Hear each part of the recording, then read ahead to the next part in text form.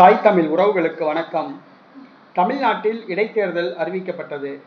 தமிழ்நாட்டில் இடைத்தேர்தல் அறிவிக்கப்பட்டது என்ற தலைப்பில் இந்த காணொளியை நாம் காண்கிறோம்.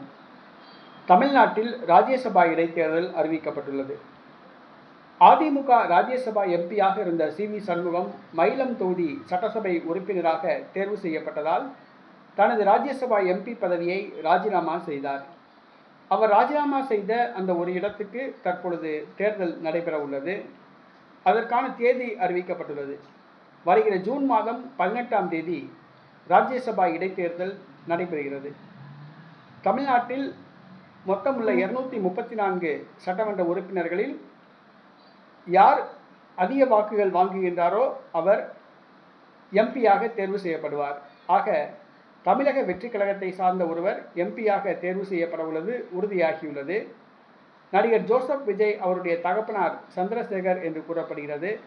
பிரபல தமிழ் திரைப்பட நடிகை திரிஷா வேட்பாளராக நிறுத்தப்படலாம் என கூறப்படுகிறது. இன்னும் பல மூத்த தலைவர்களுடைய பெயர்கள் உள்ளன. தற்பொழுது தமிழக வெற்றி கழகத்துக்கு முதல் எம்பி கிடைத்துள்ளது. டெல்லியில் கால் எடுத்து வைக்கிறது தமிழக வெற்றி கழகம். வருகின்ற ஜூன் 18ஆம் தேதி ராஜ்யசபா தேர்தல் நடைபெற உள்ளது.